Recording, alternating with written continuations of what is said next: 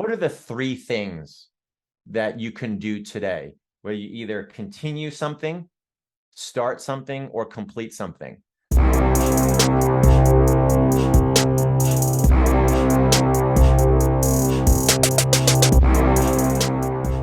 This is the All the Hats We Wear podcast. How many different hats are you juggling in your busy life? If you're like most, you're juggling 15 to 20 different roles. This podcast will teach you a creative and meaningful approach to time management. You're meant to do great things. Here are the skills you need to start doing them. My name is Scott Snow, and I'm your productivity coach and the host of your show. We have a world-class guest on our show today. CEO and head coach Matt Spielman draws upon decades of senior executive operating experience at both large public and younger venture capital-backed organizations. He partners with high-performing executives and their teams to realize business and personal success. Matt is an ICF professional certified coach, and he graduated from the executive coaching program at Columbia University. Matt was named one of the leading coaches by Institutional Investor and recently appeared on Good Morning America to discuss his Achieve goal-setting model. Matt is a former nationally recognized collegiate baseball player earning District 1 Academic All-American distinction. To incorporate fitness, health, and well-being into the coaching approach, Matt trained at Duke Integrative Medicine and studied nutrition science at Stanford's Center for Health Education. Matt is a national board-certified health and wellness coach. Matt graduated from Harvard Business School and received his BA in economics from Columbia University. Matt lives with his wife and two sons in Westchester, New York. Matt, welcome to the show. It's great to be here, Scott. Thanks for having me on. Now, I know you have a great new book. It's called Inflection Points: How to Work and Live with Purpose.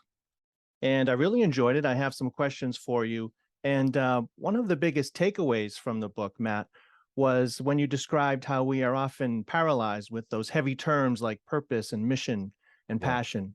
So, and you suggested that we should start from a place of lightness, which I thought was a very unique approach. So how does this work in coaching, and would you describe that process?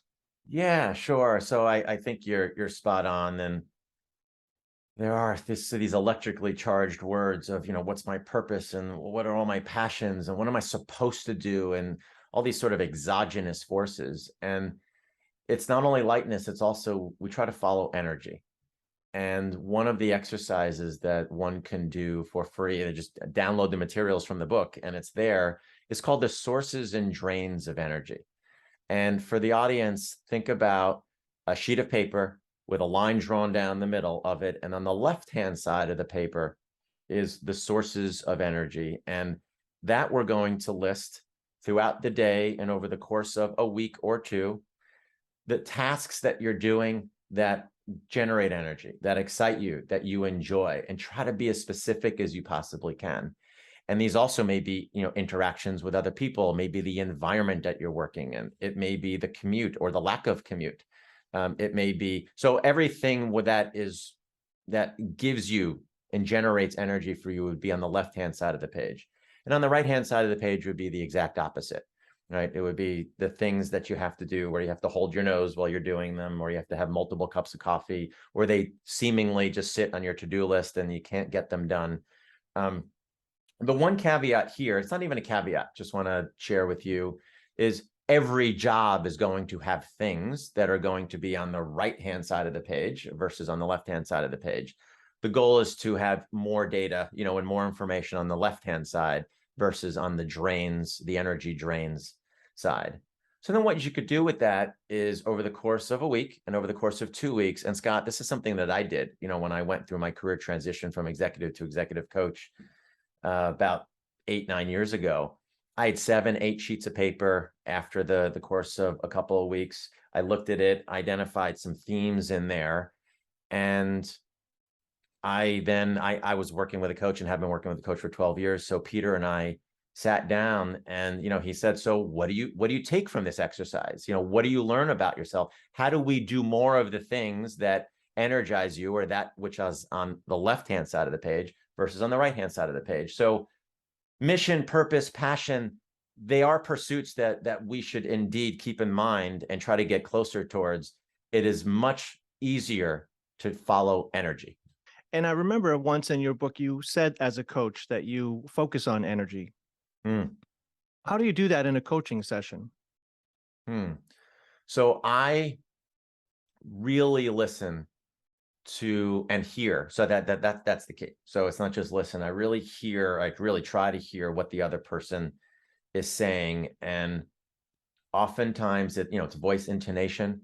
It's the words that they tend to choose and go with, or stories that they tend to tell, and it's also questions that I'll ask where they're kind of follow up. And it's in the spirit of this great business school case that I read many years ago. It's called the Toyota production system, and how Toyota makes vehicles. And they get down to the root cause of any issues that happen. So just slightly different approach. But if somebody says something and I may say, you sat up in your chair, when you said that, like, what's going on underneath the hood there?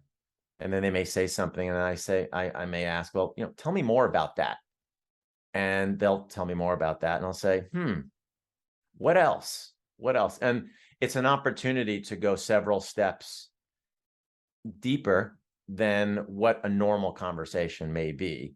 And in fact, this may be one of the only conversations that people have where the other person, in this case, it's a coach, doesn't have to be a coach, but the other person is really listening and hearing them, and not necessarily layering themselves and their value system on top of you. So I don't know how often, as an example, and this is just sort of a fun example, I don't know how often you may experience this, where you say, yeah, hey, how was the weekend? Well, I just got back from, I went to New Hampshire for the weekend. Oh, I went to New Hampshire last week. It's as opposed to, oh, Scott, you went to New Hampshire last week. Oh, but what drove you to New Hampshire? What had you, of all the places to go? Well, my family has, oh, tell me about that. So it's all of a sudden the other person comes alive, and it's really focused on what's going on within him or her. And it's kind of a rarity these days, Scott, actually, kind of that other person focused thinking and listening. Yeah, and that seems to be a real rare skill that coaches develop for themselves that a lot of people don't have, right? It's like you say, it's pretty rare to have that approach. It is something. It is so. It's a skill, and oftentimes, in our coach training, that's the thing that the observers are really looking for and listening for, and we sort of get graded at the end. And hey, Matt, you didn't ask an open-ended question here. You asked a close-ended. You didn't really follow up on when the person said this.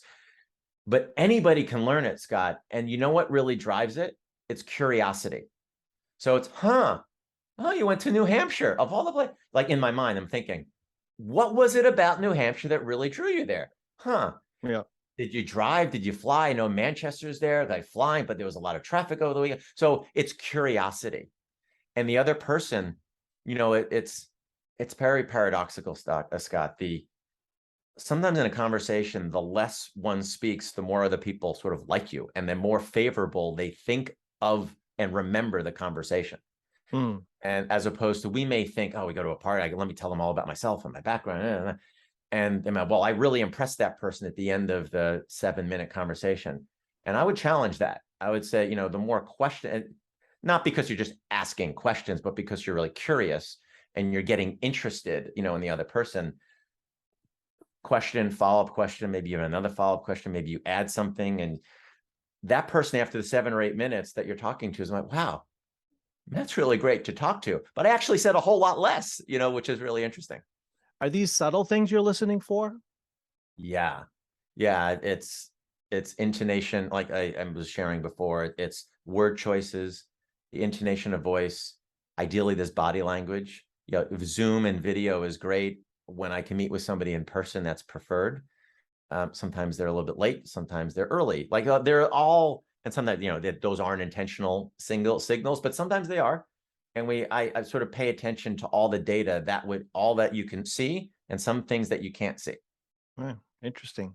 Yeah. Let's switch gears to goal setting. I know you have kind of a contrary opinion to traditional goal setting or the SMART goals. So, what is missing in SMART goals, and how does your GPS or your game plan system address what's missing?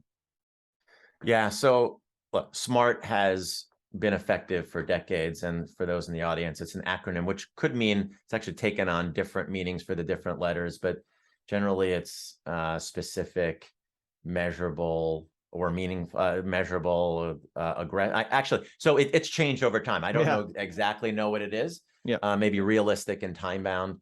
I felt like it was smart and but not smart enough. The act of people thinking that I have something meaningful that I want to work towards is important in and of itself. So whether it's SMART or some other system, the fact that somebody's doing it is important. Okay, full stop, period. New paragraph. I spent a year studying goal achieving theory and went back to Locke and Latham from the 1950s and tapped into what they thought would be the ingredients to bring about successfully bringing about a goal. And in doing that, I felt like SMART wasn't as smart as it really could be, or it could be smarter. And I felt like, so the model that I came up with is the acronym ACHIEVE. And I came up with it. It's rooted in 80 years, 70 plus years of goal achieving and setting theory, as well as rooted in the body of positive psychology. Dr. Martin Seligman et al. In the mid to late 90s birthed this. So the A, Scott, stands for action oriented, or that which you have some semblance of control over. 300 sunny days in Colorado next year it would be a really nice outcome, but we can't do much to control that. So A is action oriented. C is one of the most meaningful in the acronym ACHIEVE, which is consequential. It has to be meaningful and consequential to you, not something that I tell you that you should do. I think, hey, running the New York City Marathon, Scott, would be something that's great for you. Well, that's for me. That's for you to determine and what that would mean to you. So that's the C for consequential. It should be hard, but not impossible, or hard, but not Herculean. That's the H. I is integrated goals. And ideally, if there's more than one goal, that they're working in service of one should increase the chances of you of achieving another. So let's say, for example, one sets a goal that he or she wants to put himself in a position, or put him or herself in a position to get promoted at the end of the year. Okay. There's a discussion around that. There's another goal among the four that we typically create on this game plan, this single page document, is maybe completing the course, computer coding, a new computer language. So that's a goal and outcome that would be meaningful to the person's interested in it, they want to do it. And that also, completing that may help bring about the promotion at the end of the year. So those would be integrated goals. Explicit, so specific, we want to be explicit where possible. That's the E. The V is we tap into the power of visualization. Athletes have done it for decades. Why not us? What does it seem like or appear like in our heads and in our hearts and our bodies when we actually are crossing the finish line for a particular marathon? And that image can sort of crystallize that entire sort of goal. And then the E is the endpoint or the time horizon. So ACHIEVE, action-oriented, needs to be consequential to you and nobody else. A nice outcome of that is that it does positively benefit the people around you or your team around you, but it has to be driven from within for you to give you the greatest chance of this actually coming about and realizing the goal. Hard but not Herculean, integrated, explicit, visualized, and endpoint focused. That gives us a lot to think about there. I know that you also talked about harmonizing the what and the how and the why, and especially that why. Can you talk about that a bit? Yeah, I mean, it's somewhat related to what I was just saying. I think we oftentimes can get pretty clear on the what, or, what is the outcome that we might be working towards. I happened to mention the marathon before, or getting the promotion, or achieving a revenue goal, or that may be easier for some people. And I would say the easiest part is actually the how, the sort of kinetic energy involved in bringing it about. What is most often overlooked is, from whence does that come? Like why? Where does that emerge from? And that, sometimes I use the metaphor of building a house, and there's the foundation and then what sits on top of it, kind of like what's detailed in the architectural renderings. That would be the what, or the vision of the house. The how is actually building the house, but the why is pouring the cement to the foundation, clearing the land, pouring the cement to the foundation, the most overlooked part of the house. I don't know how often you drive by a house and you say, wow, that is one beautiful foundation, but it supports everything, everything on top of it. And we had to do a lot of away from the plot of land thinking to get the permits to clear the land and all the other stuff. And that's the most overlooked part. And we spend all sorts of time before, and I have this phrase, actually, I heard from one of my instructors many years ago, said, Matt, sometimes slowing down to go faster is the way to go. We often want to jump into something. Okay, we're on a revenue number. Let's like, who do we call right now? Okay, okay, we'll get there. And actually, we'll be able to go even faster because we've taken the time to know why we're doing it. Right. I love how you talk about why, and also that vision part, because you have that great analogy in the book of trying, life is kind of like a big jigsaw puzzle with all the pieces spread out. But the only thing is you don't have the picture on the front of the box to know that vision of what even you're going for. Can you tell us about that? Yeah, thank you for bringing that up. I've done several of these interviews, and nobody's mentioned that. You really do your research. I really appreciate that. Sure. So yeah, I'll share a mini story with the audience. So it was sort of in the heart or the teeth of COVID, and I ended, and my wife and I, she works as well, and so we sort of videos all day long, and like, okay, we shut off the video. I went downstairs and I noticed that on our dining room table, she put a 1,000-piece jigsaw puzzle on the table. She's like, Matt, we're not going to watch any more Netflix tonight. I want to dive into this jigsaw puzzle. And I had a thought, because she had the pile of the puzzle pieces. No, like basically look the same, especially when you turn them over and kind of the other side is pointing up. And she prominently displayed the box art, right? Like right there. And I had a thought, because that's the finished product. Like that's what she's working towards. That's the what, right? And we already discussed the why, just to kind of pass the time and kind of do something different and it'd be kind of fun and all that. And I said, what if you kind of took the box art away and just sort of started to put the puzzle piece, put the puzzle pieces together? And she looked at me quizzically, even more quizzically than she normally does. I'm like, why would I do that? I said, oh, just go with me here. And she said, well, I'd probably get a little bit frustrated. I might jam some pieces together. I might not go at it, in the sort of the strategic way that I normally do, like, purple balloons in the left corner first, and then the pink balloons in the right, etc. I probably would go slower. I probably wouldn't accomplish and get as many pieces connected as I normally would with the finished product in mind. And I might even like stop. Like it's kind of like, like this is not as much fun as I kind of thought. And I shared, she's like, why are you asking these questions? I said, well, you're doing that. And this is a very simple metaphor, of course, but what if we went through life without any kind of a finished or any kind of a vision that we're image, picture that we're working towards? Why just go through every day with, it's almost like, I'll mix in another metaphor. So it's sailing and just lifting up the rudder.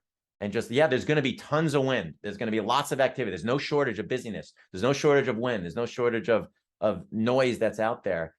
And we probably would cover all sorts of ground. We jam a lot of pieces together. We cover a lot of, ground in the sailboat to mix those metaphors. We may not at the end of the day or the end of the week or the end of the quarter get to where we want to go. So I believe it's incumbent upon us to try to figure out what are the things, what could that box art look like for us? And we could do it in micro steps to make it more manageable. Maybe micro goals, which is exactly what we do. We have these micro, the tapping to the power of visualization. We have these images of the outcomes that we're working towards, and that helps put the rudder down. That helps put some of the box art in front of us. And that's where the metaphor breaks down. Of course, we don't have a perfect image of what the finished product looks like, but I do believe it's a bit of our responsibility to kind of generate that for ourselves. And what that does is each day is a little bit more intentionality to your actions. There's a little bit more conviction to how one goes about the day. And I dare say a little bit more fulfillment and a little bit more energy generation as well. With goal setting, I've always found that the hardest work is just to get deep dive into, your imagination to find that great goal that's going to work for you. So with a lot of people kind of stuck in that surface level of thinking and, commotion, how do you get someone to get beyond that little surface level to dig in and find that? Yeah, we have something, and one of the tools that somebody can download, whether they read the book or not, there's something called the purpose puzzle. And for the audience, picture a 3x3 jigsaw puzzle, once again. And so 3x3 are 9 pieces, about this, same size. It's a square. And the pieces are, the purpose puzzle is intended for us to take a snapshot of where we are across 9 facets or pieces of our life that contribute to how we're feeling on a day-to-day basis. So oftentimes, exactly to your point, Scott, we don't really know where to begin. We don't really know where to dive in. We got all sorts of, I don't even know where to start. Well, this is a place to start, the purpose puzzle. So picture pieces, picture the pieces of that may have career, friends, one's physical environment, finances, health, life partner, significant other, spirituality, family, community. So that's 9. And you can actually cross them out if you want to put other labels there as well. And then what you do is on a scale from 1 to 5, 1 being, wow, I don't really feel so good about where my health is right now, or, this community, I don't really feel engaged in the community. As a 1 to 5, man, I feel I'm deriving energy and satisfaction and fulfillment. I feel good about where my career is, and I'm seeing my friends regularly. So 1 to 5, and this exercise takes between 3 to 5 minutes, maybe 10 if you really want to think about each piece a little bit more.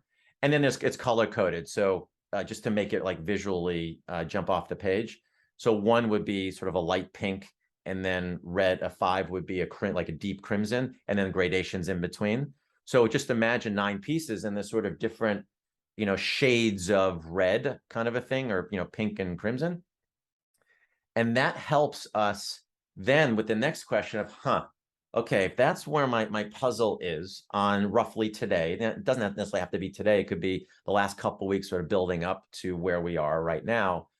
Where might I want to focus 3 or 4 goals here that would move me closer to, and now important for the audience, something may be a 4 or 5, and it's important for us to maintain that and feed and water that. Our eyes often go, humans have something called a negativity bias. It's worked well for evolution. And our eyes most likely would go to a 1 or a 2. And like, what do we need to do around that? And yeah, okay, so we can create a goal around that. And let's not lose sight of the things that are working well, and what could we do to maintain that. I love that. Another thing about goal setting in your book, you talk about the importance of printing out your goals and even laminating and handing them out to everyone that's important to you. And Yeah. I'm really interested in how I guess you have younger kids, or you've got kids. Yeah. And Yeah. I'm interested in how you approach this sort of self-development work for teenagers or younger kids in the family that often kind of struggle with that. So what is your takeaway with that? Yeah. So you're spot on. A key component of the game plan, which is part of that larger game plan system or GPS, is this. And for the audience, I'm holding up for Scott a single page laminated document. And I'm making noise with it now. And I think that tactile nature of it is pretty important. And people put it on their desks, they put it on their walls, they carry it around with them. It should be durable. Think about a football coach on Saturday in college, or an NFL coach on Sunday, where these are the plays that are going to hopefully win that game against that particular team. And while the game plan doesn't change from week to week against different opponents, we do actually create different goals during the year. So, and just a follow-on comment there, the actual sharing component is part of the gold, or I would even say platinum standard of goal achieving theory, which is it creates this accountability, this transparency, and this alignment, certainly in the workplace. And those are 3 terms that are often overused. They've sort of lost their meaning. But if I handed you this document that has my 3 to 4 meaningful, consequential outcomes in a business environment, that's accountability, that's transparency, and that's alignment. For those in my household, yes. So my wife and my 2 boys, who are 18 and 17, they know my goals and they have my game plan. And they have different, they have over the years, I've been doing it. They're 18 and 17, and I've been doing this for professionally. We're creating game plans with my clients for a little over 6 years or so. They've had different versions of it, but they really enjoy it. It sort of makes it fun.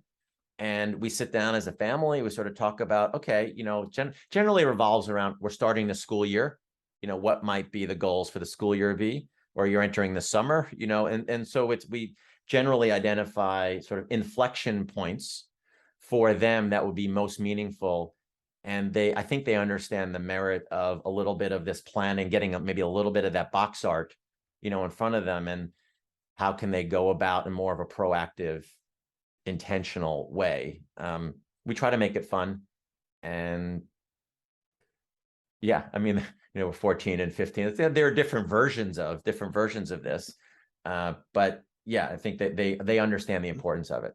Mm, that's great, because they've probably been raised with that as a piece of what they're learning anyway. Because I always find that younger folks, they immediately, any kind of talking about self-development or goals or anything of any kind of depth, they just go, I don't want that, like they Yeah. immediately get No, away I from mean, it. I've even administered, the Myers-Briggs for them, and which is a personality profile. And I remember we actually drove down as a family to Florida one year, and I took a couple hours. It was about an hour and a half. We're going through, the assessment, what it means, where it came from, what are the implications of it and applications of it. And then I went through and I debriefed on each of their personality profiles, Wow. and now it becomes some of the language, whereas my wife is a real prefers planning, and I am not so planned, and we laugh about it now, and it sort of brings us some of our differences and our personalities sort of bring us together. That's awesome.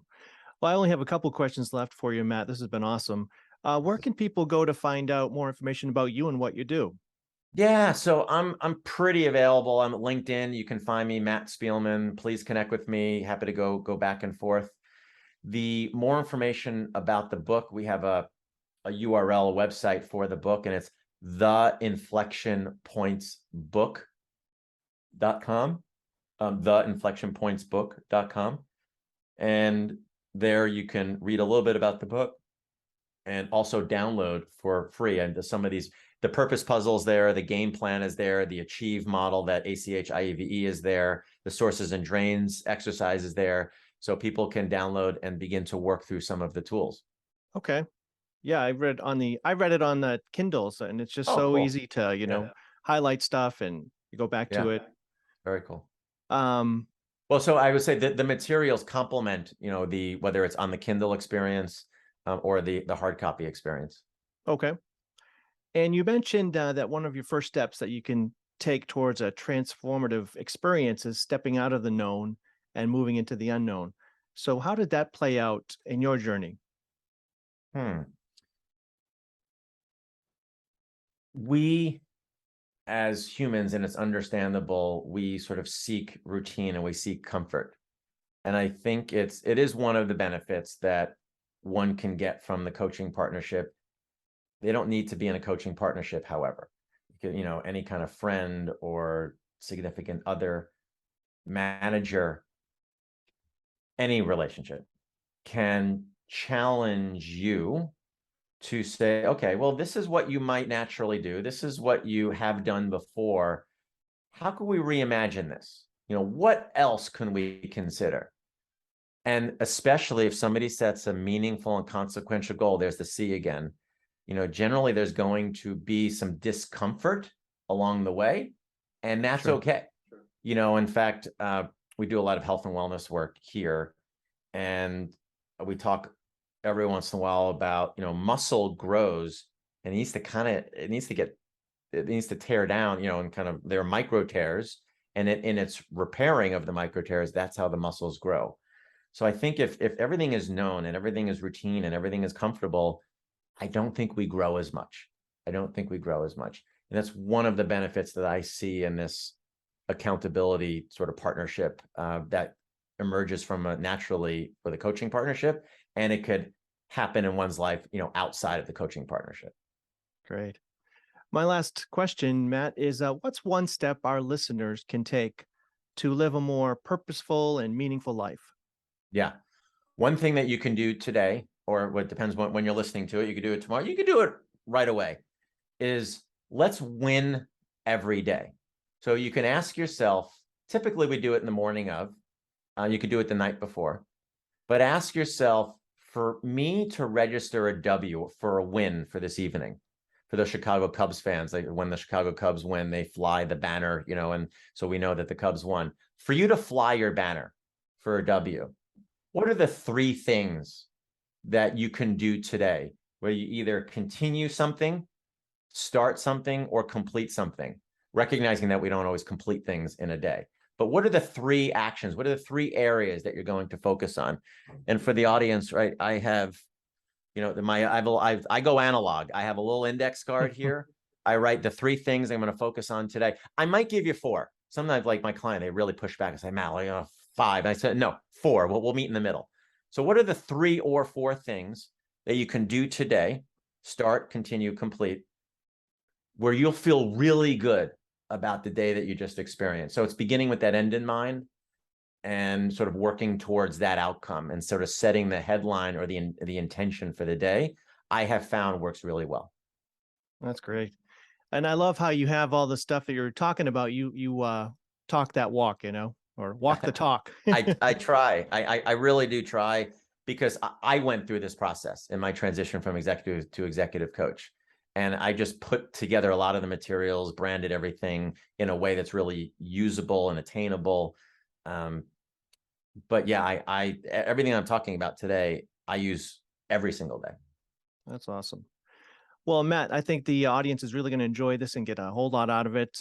Probably have to listen a couple times with the notebook in hand. So thank you for being on the show. Absolutely my pleasure. I really appreciate you having me on. Well, that brings us to the end of today's episode. Hopefully you've learned something to help you become more joyful, productive, and fulfilled. So let's keep that momentum going.